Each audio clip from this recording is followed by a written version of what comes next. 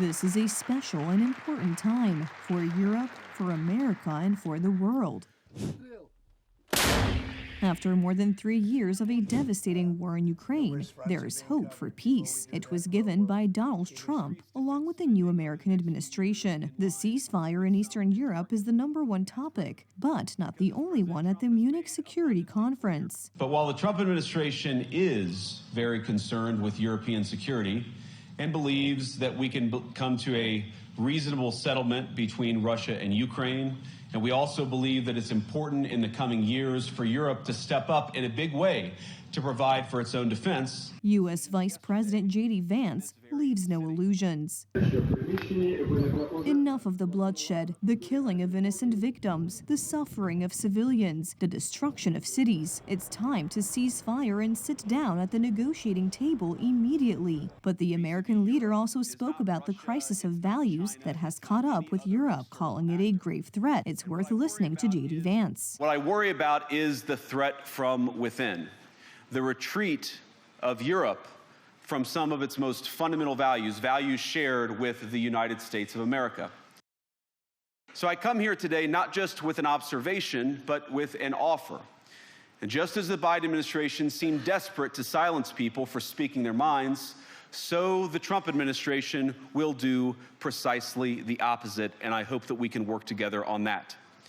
In Washington, there is a new sheriff in town, and under Donald Trump's leadership, we may disagree with your views, but we will fight to defend your right to offer it in the public square, agree or disagree.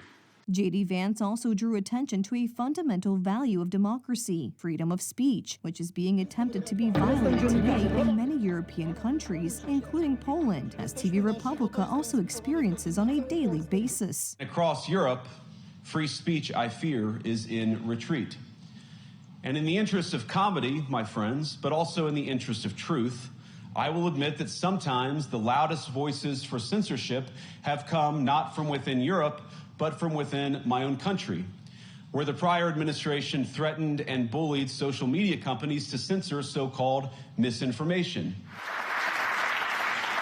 A total of more than 60 world leaders will attend the Munich meeting over 3 days. So there are different ideas for ending the war. The European Union wants a bigger and more privileged role for Ukraine. We are working with Ukraine on their EU accession because Ukraine is part of our European family, and this is where their future lies, here in Europe. 1 week ahead of German elections. But neither Brussels officials nor Western leaders have been able to stop Putin's criminal attacks. The American administration has a slightly different view of the world than we do, which does not mean a threat to partnership or trust. We have to accept that and work together.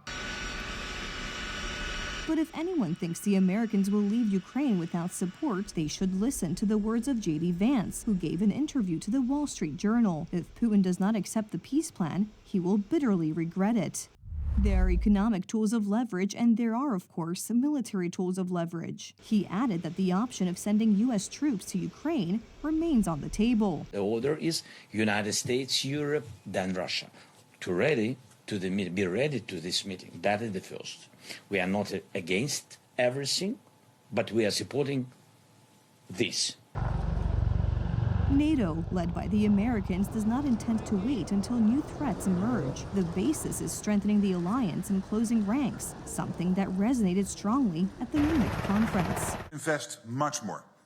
Several announced large increases in spending in today's meeting.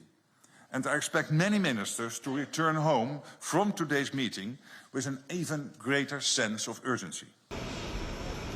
The U.S. Vice President made it clear the U.S. will support Europe, but it is necessary for Europe to return to fundamental values like security, family, economy. So the first day of the Munich Security Conference was like a cold shower for many countries, especially Western Europe, now wrapped up in left-liberal ideology. Pope John Paul II, in my view, one of the most extraordinary champions of democracy on this continent or any other, once said, "Do not be afraid.